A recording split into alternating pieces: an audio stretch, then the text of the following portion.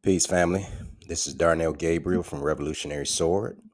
All right, I'm here to redo a video that I did yesterday because for some reason, um, my recording did not save my video.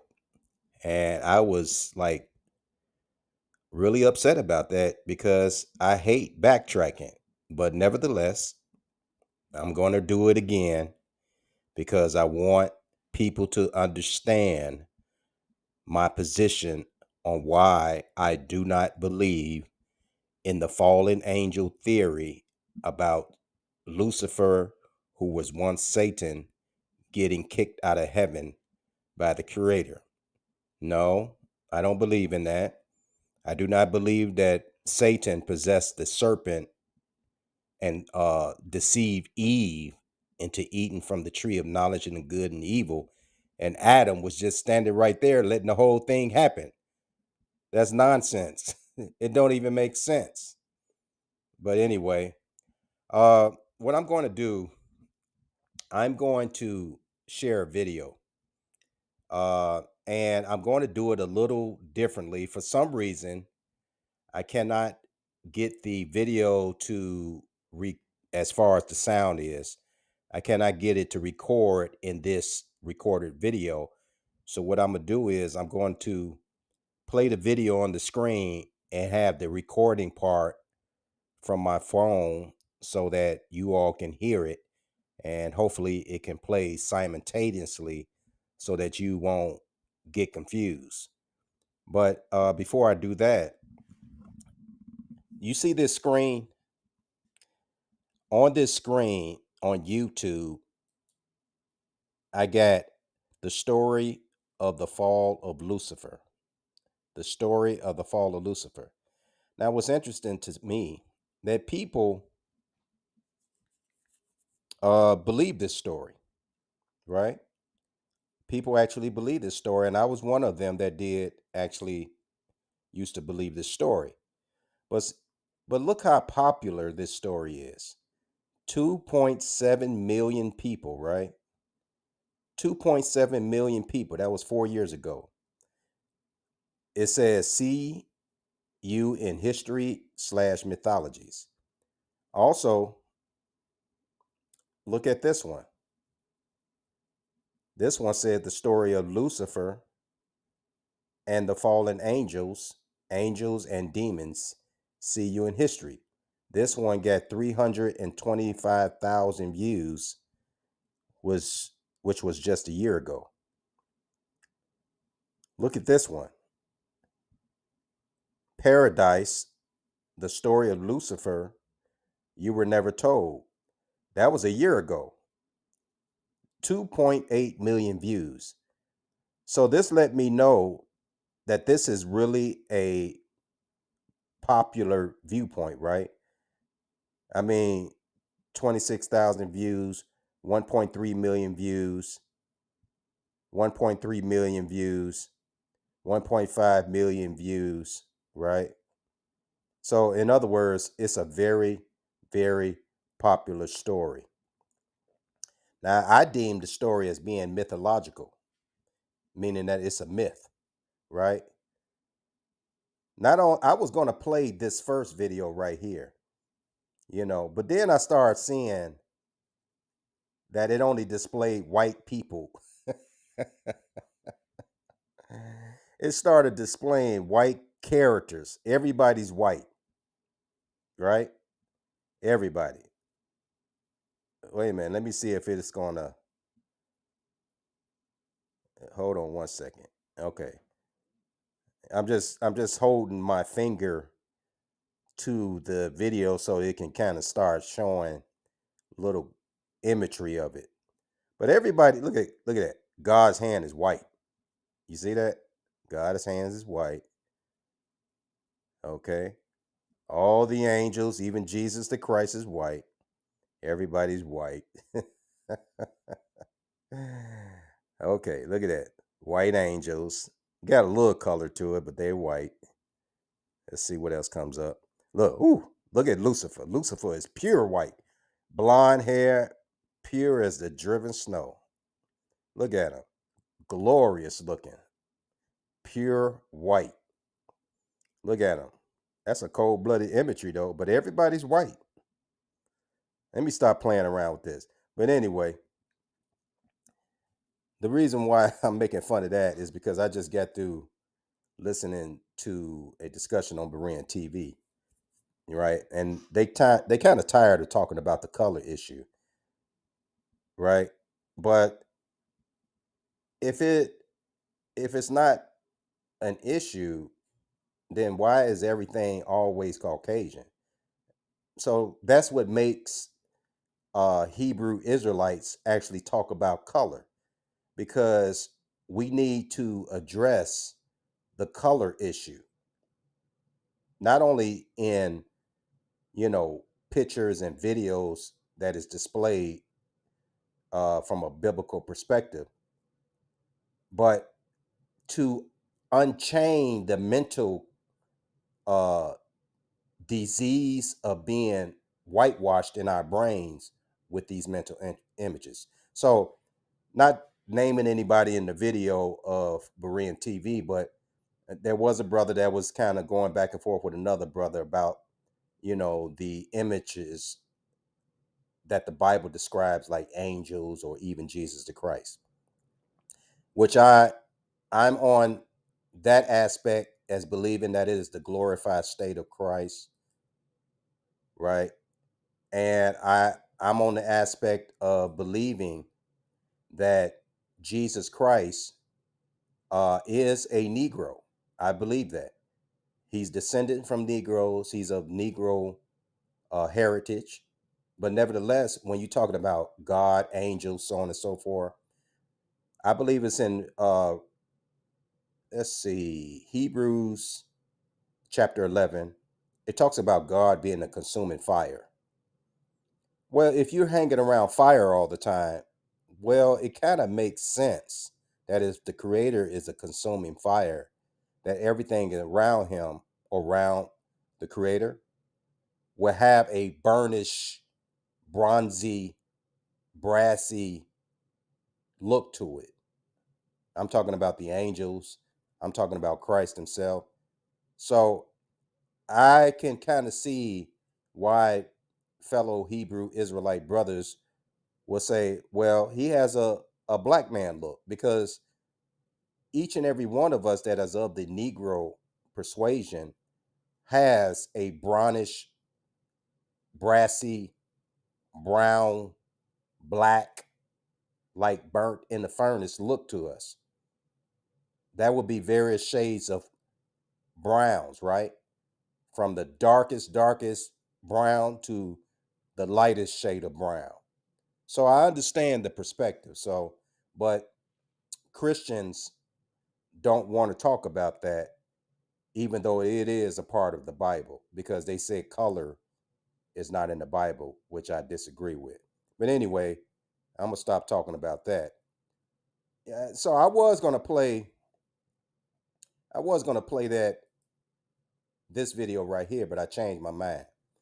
And I changed my mind because I decided to play a video that oh well, I'm just gonna let you see it. Let me let me let me share my screen to this video. And maybe some of you all never seen this movie, but it's called The Devil's Conspiracy. So it's a trailer. It's a trailer. So I'm sharing my screen. See, The Devil's Conspiracy. It's a trailer about the fall of Lucifer. And Lucifer and Michael, you know, fought each other, and Michael kicked Lucifer out of heaven. But I'm not gonna keep talking. I'm just gonna let the trailer play. But remember, the sound is coming from my phone, so hopefully the video and the sound will, go together. All right. Give me 1 second. Give me 1 second. I'm going to start the video right now. Hold on. You're gonna hear this. You're gonna hear the sound along with the video.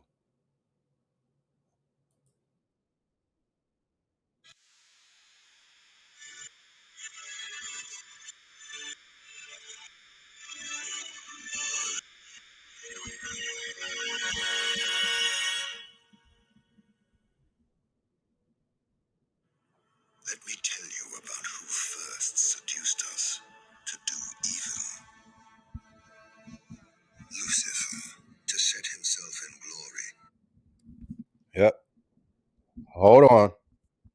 Hold on 1 second. I'm gonna start it over because my internet just interrupted the flow. So I'm gonna start it over. Hold on 1 second.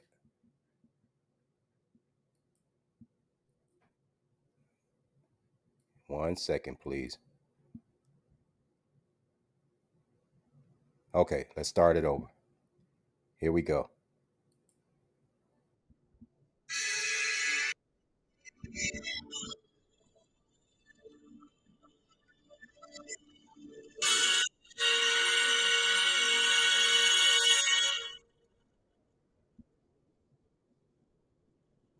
Let me tell you about who first seduced us to do evil. Lucifer, to set himself in glory, raised war in heaven against the throne and monarchy of God. Defeated by the archangel Michael, this fallen angel was cast headlong to the lower realm.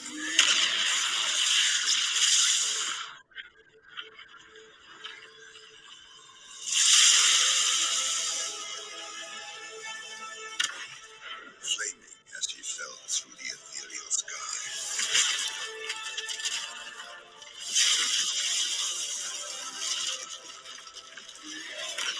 Down to bottomless damnation. There to dwell in unbreakable chains and punishing fire.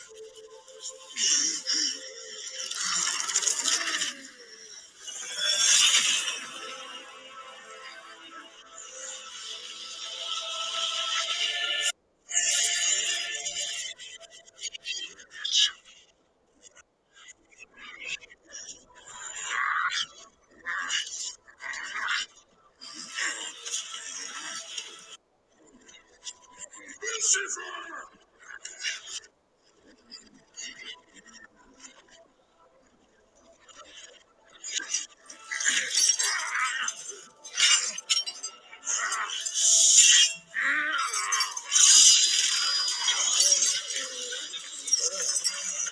Is this really necessary?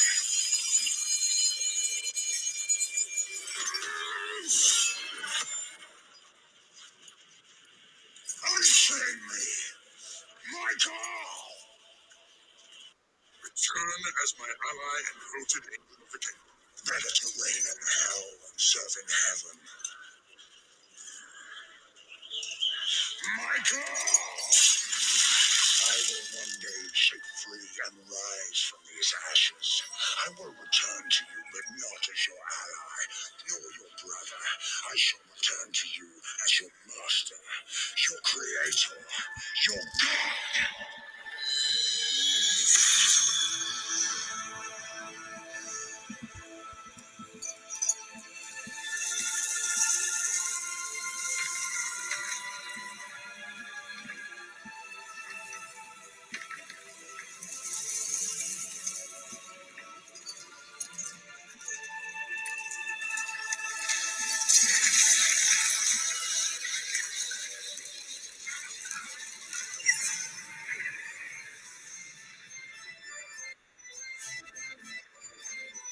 Over time.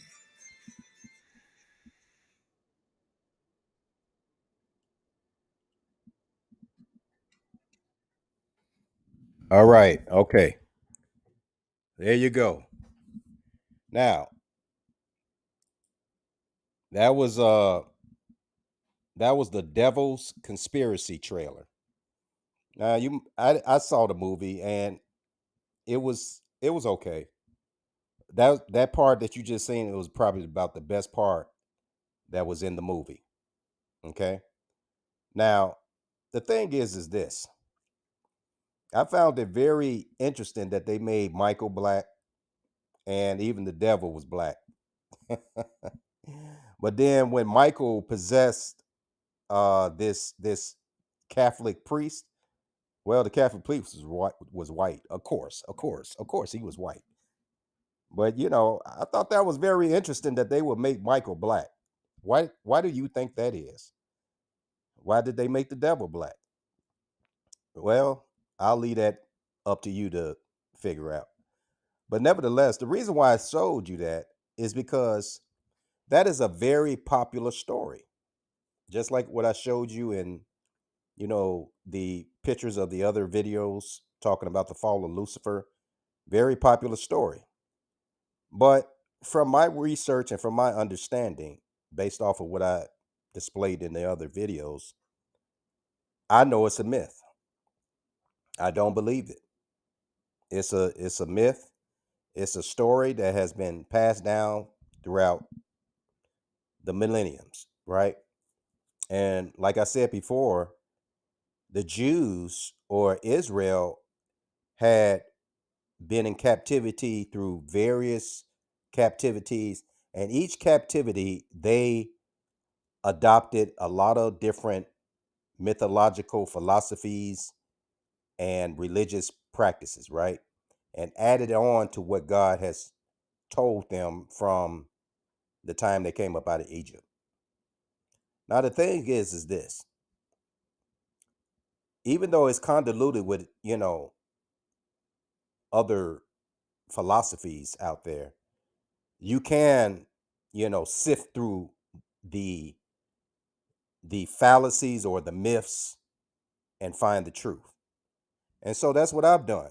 And like I said, once again, I have been looking into this well over 10 years. And I'm still trying to get somebody out there that got a little nerve to come and accept my challenge and help with me to understand why they don't believe Adam is the serpent, why they believe in a fallen angel theory, Lucifer getting kicked out of heaven by God, and show me the truth of that in the scripture. Dismantle everything that I come to understand to be the truth. And I'm calling out anybody that's willing to help me to see, because I actually used to believe what you believe, but I no longer believe that anymore. Right? I don't believe that anymore. And I let that go well over 10 years ago. But like I said, it's weird to me that nobody will step up to the plate and dismantle what I've come to understand to be the truth. Okay. Now I'm going to continue my uh journey in producing evidence why I believe Adam is the serpent in Genesis chapter 3. And I'm giving you sources to help support my understanding.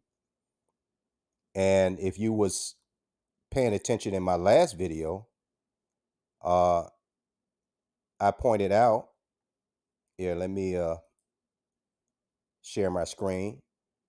I'm in my Google Docs, right? So in my Google Docs, I pointed out various sources that I was able to pull up to help you see the conclusion that I've come to about Adam being the serpent.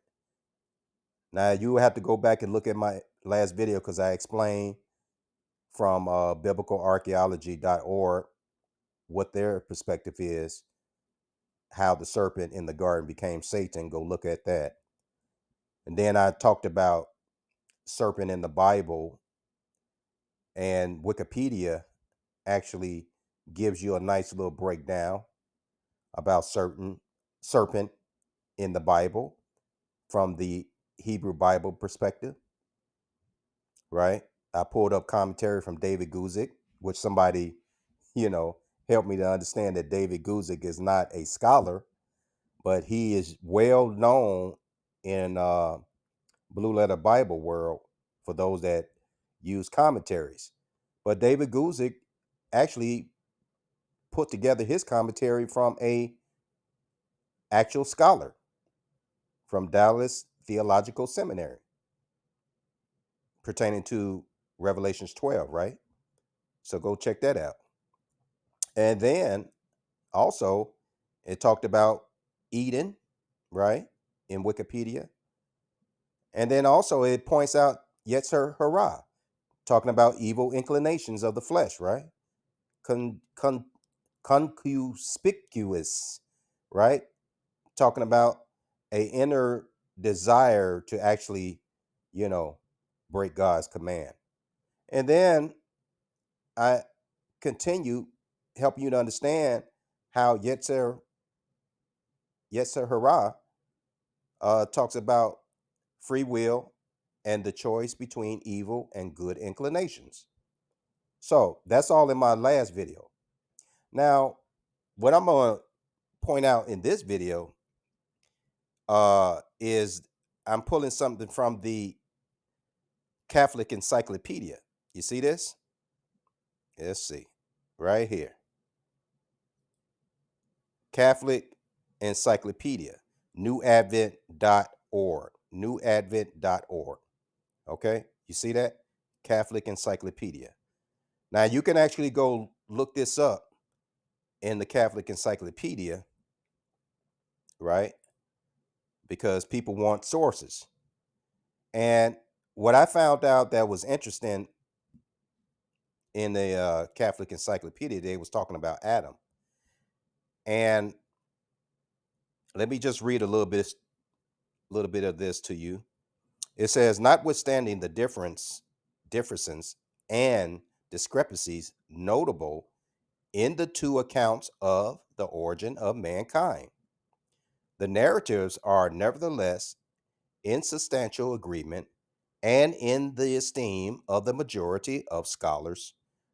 They are easiest explained and reconciled if considered as representing two varying traditions among the Hebrews. So they're talking about traditions, two of them, among the Hebrews. Now we all know that scholars, varies in understanding based off of their research. So there's always going to be a scholarly debate. There's always been rabbis going back and forth, rabbis disagreeing with one another. But you have to, depend on them because most of us don't read the language, right? Like me, I don't read Hebrew. I don't read Greek, nor do I speak either one of them. So I tend to look to scholarly work. Now, the Catholic Church has been around for a long time. Matter of fact, they've been around so long, uh, they have put the Jews in captivity. As far as I'm concerned, we're still under Roman rule. But nevertheless, they have a lot more understanding based off of their traditions and theological uh religious understanding based off of the thousands of years of historical documentation that they might have collected. They probably got stuff in their vaults that we don't even know about, right? But anyway, let's see what they're saying. Traditions which in different forms and settings embody the self same central historic facts together with a presentation more or less symbolical of certain moral and religious truths. Now it's interesting they say symbolical of certain moral and religious truths. Because when you're talking about the serpent in Genesis chapter 3, we all know that that's a moral issue, right? And then it's also a religious issue, meaning doctrine, right?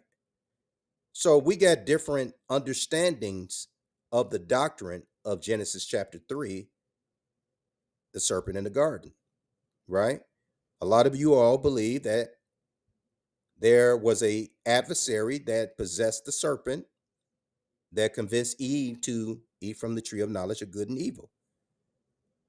And you believe it's an outside divine force or a divine being, meaning Satan, who was once a part of God's angelic host, right? Just like what it displayed in the video, which I consider to be a myth. But nevertheless, from my perspective, Adam is the serpent that convinced Eve. So we get, different truths, and we might look at things differently when it comes to moral understanding, right? Where you might deem that Lucifer, who was once Satan, or who who became Satan, right? He was the first one that started the process of sin, where I might say is Adam. You understand? But check this out. It says, thus, in both accounts, man is clearly distinguished from and made dependent upon God, the Creator. Yet he is directly connected with him through the creative acts to the exclusion of all intermediary beings or demigods, such as are found in various heathen mythologies. Now, that's very interesting to me that they would say it like that, because, you know, clearly we understand that God created Adam, and there was no intermediaries involved in that creative act, right? Even though we have some people that try to figure this out, did the angels were the angels involved in helping God create? Because it says in Genesis chapter 1, I believe verse 26 says, "Let us make man in our image after our likeness." Some people might question it and say, did the angels have any involvement? Well, I believe according to Job, well, the angels was there and they was watching, God doing the creating, but it never states that the angels had a part of that creative act. Do you understand? So they're excluded with being involved in the creator's act of creation of Adam, because it says exclusion of all intermediaries, beings, or demigods, right? But also, you have to ask yourself, do you think these intermediaries, meaning angels or demigods, were a part of the fall of mankind? And my answer is no. But I thought it was interesting that they said symbolical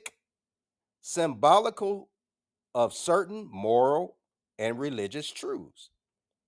So, symbol or symbolical is a word that we need to pay more attention to, right?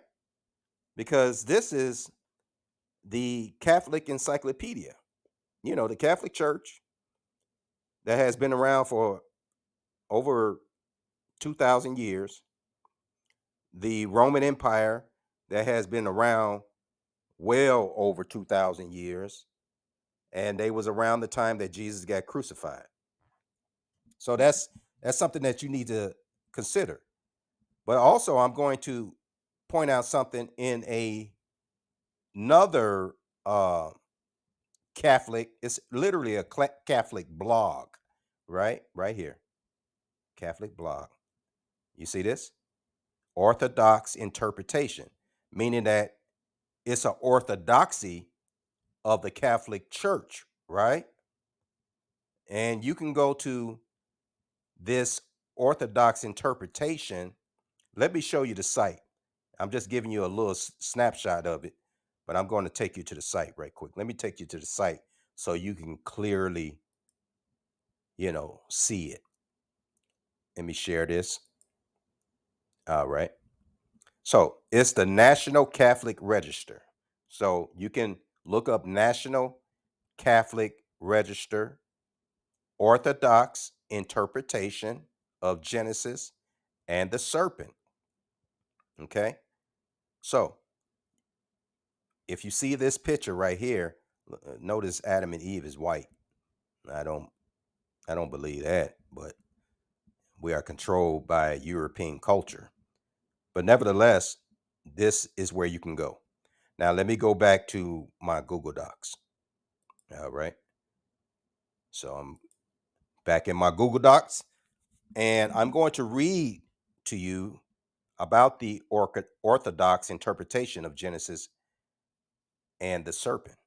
It says, does either the Bible or Catholicism require, for example, the serpent in Genesis 2 be taken absolutely literal in all respects? That's a question. Let's find out what the answer is. The answer is no. Uh-oh. What? Why would they say something like that? What's even more interesting is they're getting ready to quote from an encyclopedia, international standard encyclopedia that was created by who? Protestants. What? Did you know that? I didn't know that. The International Standard Bible Encyclopedia was created by Protestants. And it states in its article, serpent, number 4, figurative. Figurative. Most of the biblical references to serpents are of a figurative nature, and they usually imply poisonous qualities. Uh-oh. Now, come on. You get two powerhouse uh assemblies. You got the Catholic Church, and then you got the Protestant Church. We all know that the Protestant Church split from the Catholic Church, right? But yet they seem to agree on this subject matter pertaining to the serpent in Genesis chapter 3. They said the account is figurative. Most of the biblical references to serpents are of a figurative nature, and they usually imply poisonous qualities. Well, when they say imply poisonous qualities, we know that that's not speaking about regular animals. No, we're talking about human beings. We're talking about Adam, the first human. But let me continue to read. Watch this. Cardinal Ratzinger, later Pope Benedict, whatever that Roman numeral is for all you Roman numeral scholars, in his book, In the Beginning, a Catholic Understanding of the Story of Creation and the Fall. So we got a Cardinal Ratzinger who later became Pope Benedict, whatever that Roman numeral is. He got a book talking about the beginning, a Catholic understanding of the story of creation and the fall. Let me go down. Matter of fact, this was around 1990, 1986, something like that. But anyway, it says, hence, when he writes later about the serpent and the fall of man, Genesis 3, he uses words like image and symbol. Well, wait a minute. Did we just say something or read something about what New Advent Catholic Encyclopedia pointing out something symbolical? You see that? Symbolical. Wow. Now we go further down in a blog that comes from the Catholic Church. Oh, I'm going too far. It says that Cardinal Ratzinger, who got a book, says he uses words like image and symbol. The image of the serpent is taken from the Eastern fertility cults. Did you hear that? The image of serpent is taken from Eastern fertility cults. These fertility religions were severe temptations for Israel for centuries, tempting it to abandon the covenant and to enter into religious milieu, if I'm saying that correctly, of the time. So it sounds like that his understanding is actually agreeing with the Protestant understanding that it's figurative, right? And is pointing to poisonous qualities, right? Poisonous qualities.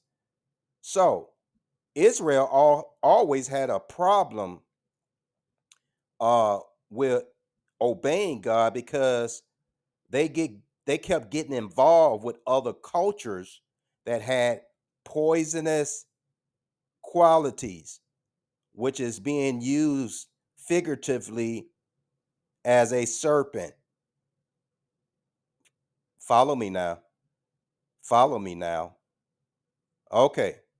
So, and we all know that there's plenty of stories in the Bible where Israel kept going back and forth in and out of the covenant because they want to run amok with all the cultures and practice what they was practicing. Correct? Matter of fact, Numbers Numbers chapter 22 talks about Balaam going to put a curse on Israel, but God stopped him from doing that. But yet Balaam told the king of Moab a secret. If you get them to sin against God's commands, then you will cause God to be adversarial to his own people. Guess what? It worked. It worked. Therefore, Israel failed into a transgression by committing acts of idolatry or idol worship, and sexual immorality, which caused them to be disconnected from the covenant that God made with Israel. So it makes sense, according to what Cardinal Ratzinger said. He uses words like image and symbol.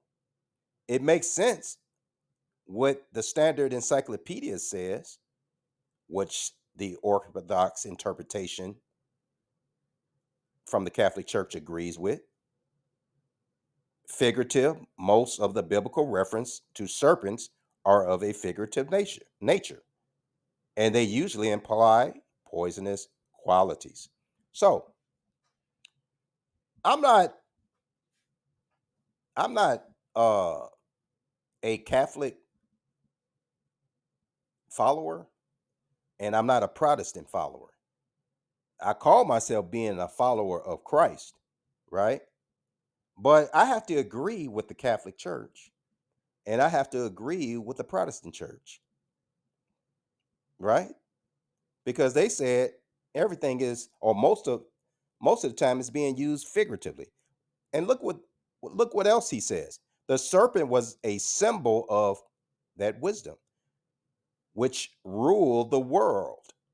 The serpent also serves as a symbol of the attraction that these religious exerted over Israel, in contrast to the mystery of God of the covenant. Okay? Now, we know that Israel has been in captivity under many nations. And I pointed out in my last video, let me go back up, that in Brown Driver Briggs, when we're talking about serpent, right here, there's a verse that I pulled up in Isaiah 27:1. It says, "In that day, the Lord will take his terrible swift sword and punish Leviathan, the, the swiftly moving serpent, the coiling, withering serpent. He will kill the dragon of the sea." Brown Driver Briggs says this is symbolic of world power. Well, it just agreed with the Catholic interpretation. says about everything, or most of everything, is being used figuratively. All right. Now, this is not a gotcha moment. This is just to prove my position, to help you to understand why Genesis chapter 3, verse 1 is talking about Adam. It's not talking about a divine being that caused Adam and Eve to sin. That's not what it's talking about, because there was no involvement of intermediaries, right? There was no involvement of intermediary beings, or demigods in that verse. None. Not in chapter 1, not in chapter 2, and not in chapter 3. So I'm in agreement with the Catholic Encyclopedia. The only one who was involved was God, Adam, and Eve. Period. Now you need to come and prove me wrong about that. You understand me? now, now that I got past that, did you know that in the Talmud, uh, there are discussions about evil inclination, evil urges, evil eyes, so on and so forth, and it's talking about that, which aligns what was spoken of in Wikipedia. Matter of fact, Wikipedia is the one that gave me this recommendation. Basically, yes, her, hurrah, right? Which is in Judaism, talking about congenital inclinations to do evil by violating the will of God. Concu, concupiscence, blah blah blah. Anyway, uh, where it talks about in Christianity, particularly in Catholic and Lutheran theology, theology, theo, theology, concupiscence is the tendency of humans to sin. Well, that's not a foreign thought. Just like what I brought up in Berean TV, it's not new, it's not foreign, it's old. It's just not mainstream. But listen to what it says in Sapphire.org. You can actually Google this, or you can pull it up on your in your and make an app on your phone. But it says Rabbi Yehoshua would say, the evil eye, the evil urge, and the hatred of others take a person out of the world. Rabbi Yehoshua, I don't think that's Jesus the Christ, but it's somebody that's named Yehoshua, right? Um, Says the evil eye, evil urge, and the hatred of others take a person out of the world. Now, what is an evil eye? Well, we're going to let him explain it. The evil eye, how so? Question mark. This teaches that a person should regard his friend's household just as he regards his own household. Well, that sounds like love your neighbor as yourself, right? And just as a person does not want people to say disparaging things about his wife and children, so he should not want people to say disparaging things about his friends, wife, and children. Well, that makes a lot of sense. And it clearly does say in the Bible, in the scriptures, in the Torah, that you should love your neighbor as yourself. Matter of fact, Jesus quoted that. Okay. Now, the bottom line is this is pertaining to an evil eye, right? Another interpretation, it says the evil eye, how so? Question mark. A person should not look askance, whatever that means, at his friend's learning. Now, this sounds like a envious mindset, right? There is a story of someone who looked askance at his friend's learning and at his life was cut short. Well, that kind of makes sense to me because it has a tendency of jealousy. That sounds like jealousy.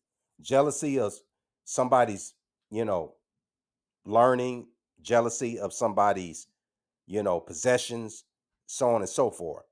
Jealousy of, life accomplishments, so on and so forth.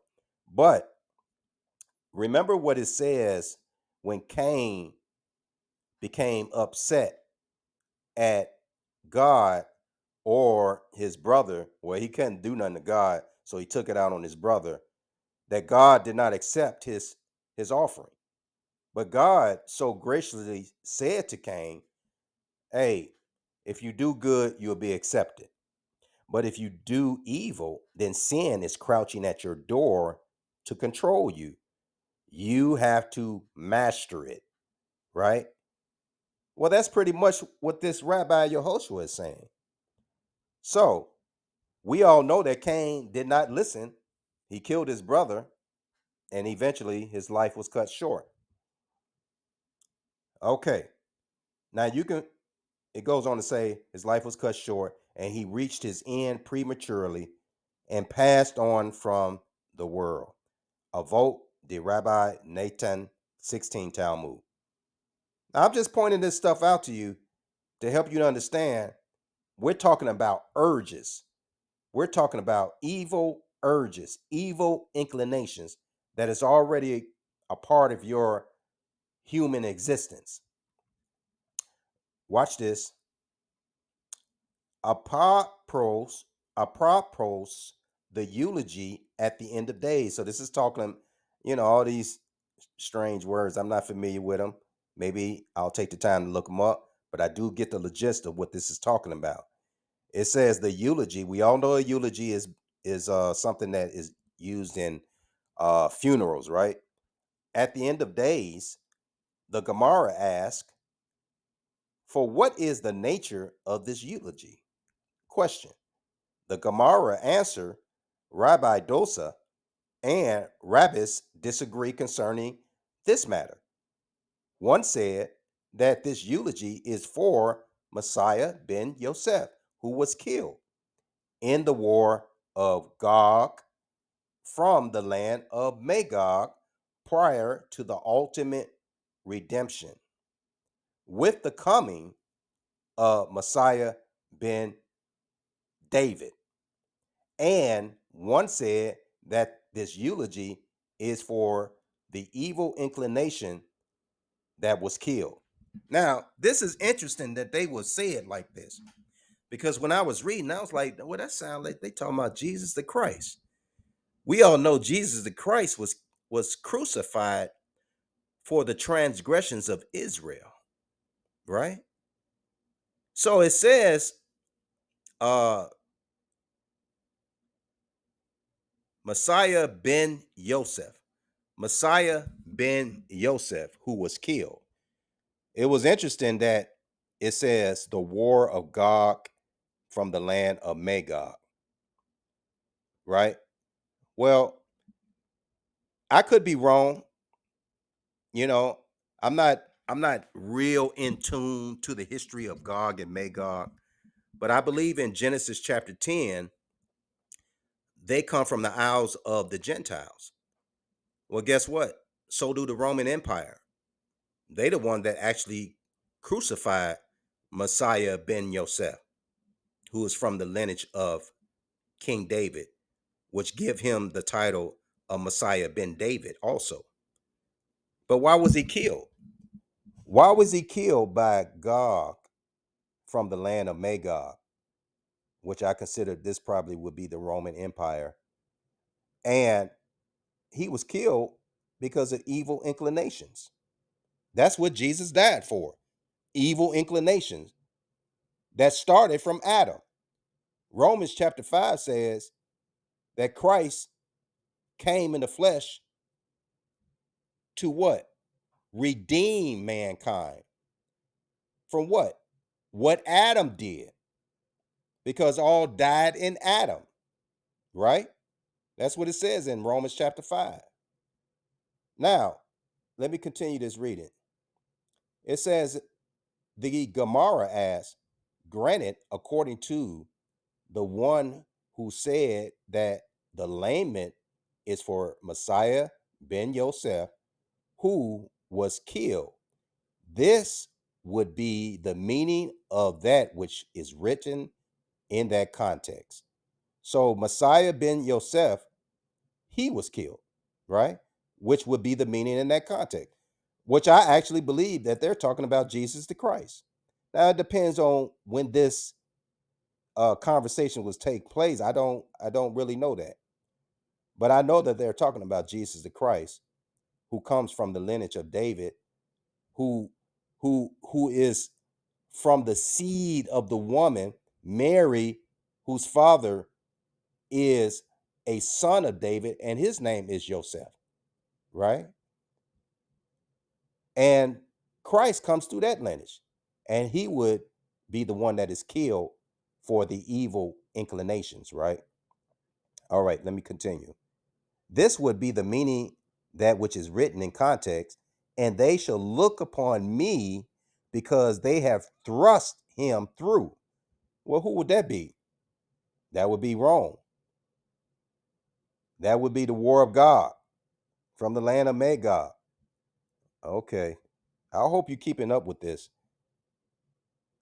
And they shall mourn for him as one mourns for his only son. Zechariah 12 and 10. However, according to the one who said that the eulogy is for evil inclination, that was killed. Does one need to conduct a eulogy for this? That's a question. On the contrary, one should conduct a celebration. Why?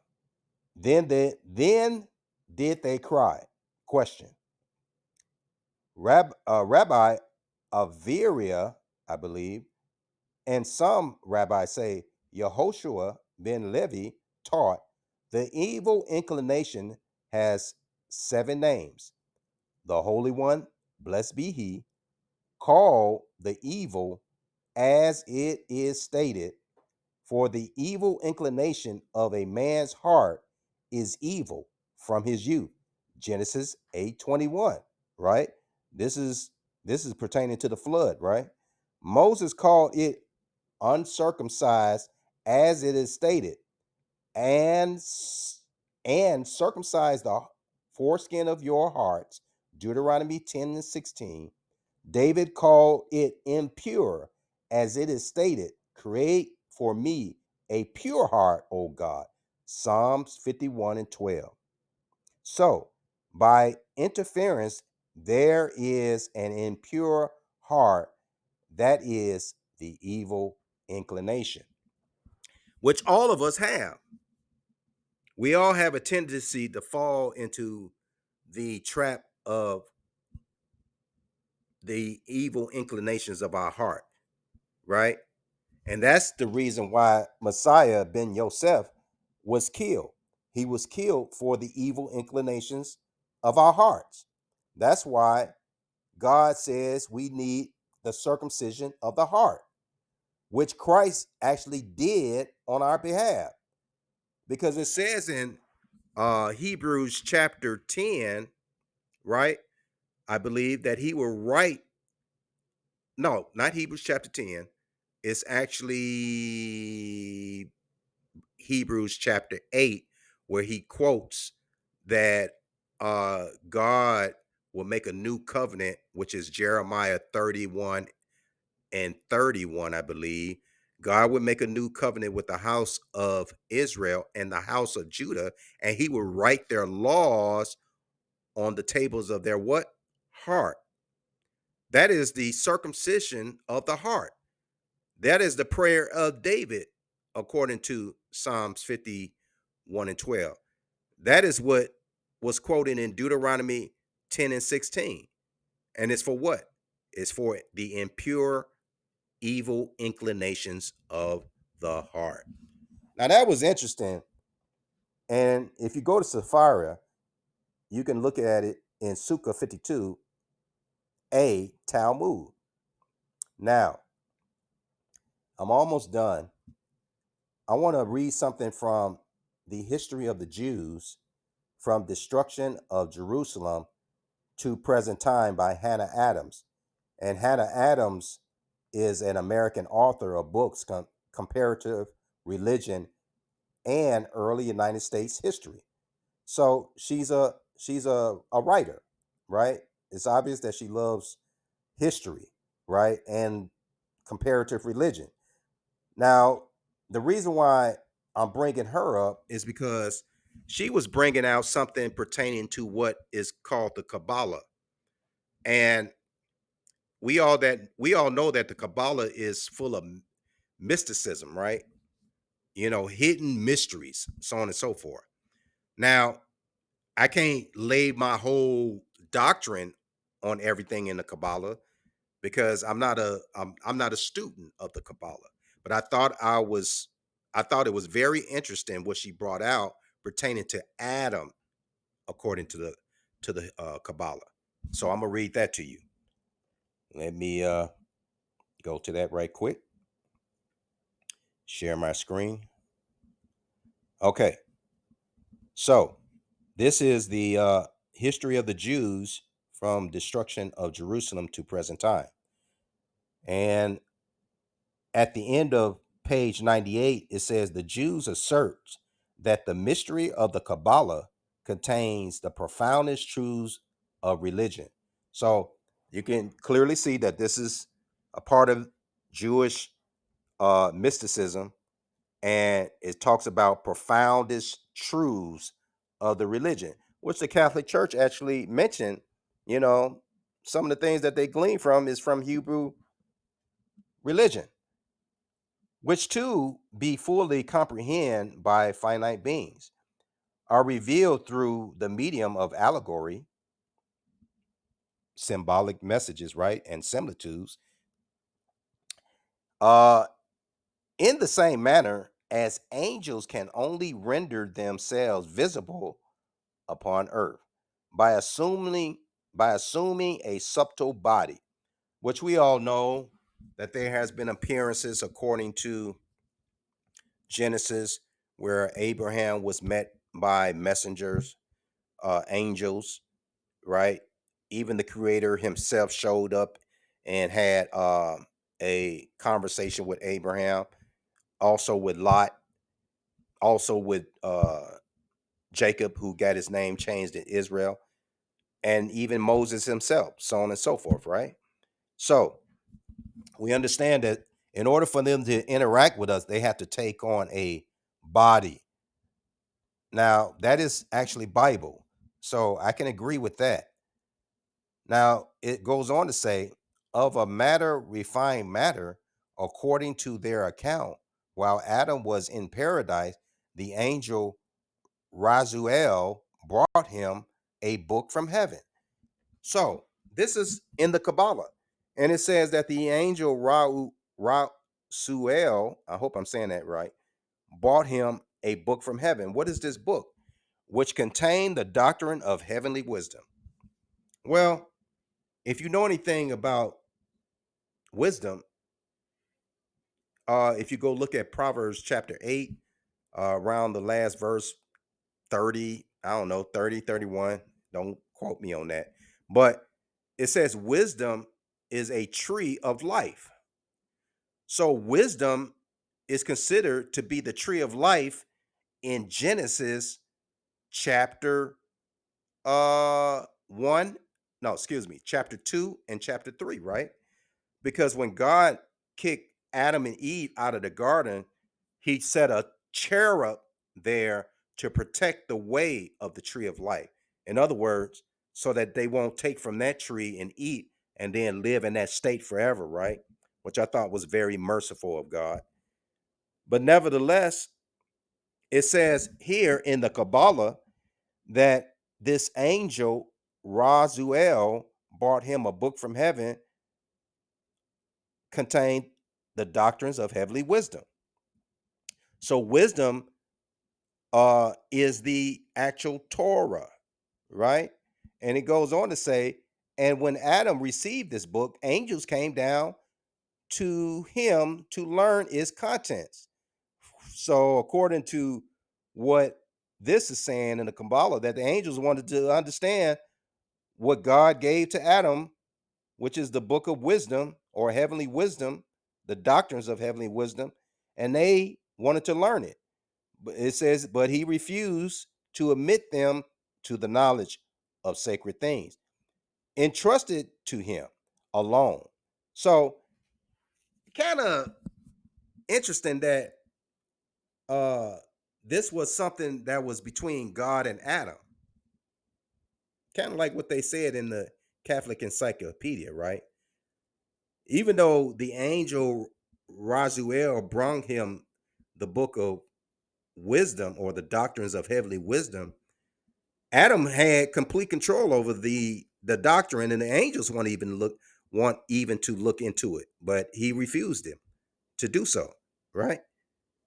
But I think it's a scripture that talks about the angel uh are desirous of looking into how God is working out this plan of redemption, of mankind.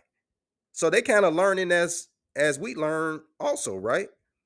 But that could be here and there. I could be wrong about that too, but nevertheless, I thought it was interesting that this was brought up in the Kabbalah. But it goes on to say, they assert that after the fall, this book was taken into heaven. After many prayers and tears, God restored it to Adam, and it passed from Adam to Seth. Now, what's even more interesting to me, even though they mentioned the fall of Adam and that the heavenly book was taken back up to heaven, and Adam went through a process of repentance, right? And then eventually God restored the book or the doctrines of wisdom back to Adam. It was passed on to Seth. But there is no mention that an angel deceived Adam and Eve to abandon what God told him not to do. That's what's interesting to me. And that is in the Kabbalah, which is mentioned in the history of the Jews by Hannah Adams. So you can actually go look this up in Google Docs. I mean, not Google Docs, but Google Books. And you can read this, little excerpt starting at the end of page 98 and this paragraph on page 99. Okay, so I'm going to stop right there. I hope you got something out of what I put on the table, and I hope that you will go and look more into what I presented. And once again, I humbly put out a challenge for anybody that is willing to come and disprove me wrong concerning uh, Adam not being the serpent, and prove to me that there is a such thing as a fallen angel who was once called Lucifer, just like is displayed in a little video, right? And I need you to show me that. Help me to see this truth if you think I'm in error. If you think I'm on my way to being a heretic, right? I need you to show me that. This is Darnell Gabriel from Revolutionary Sword. I bid you shalom, and I'm going to end once again with the song Power. Shalom.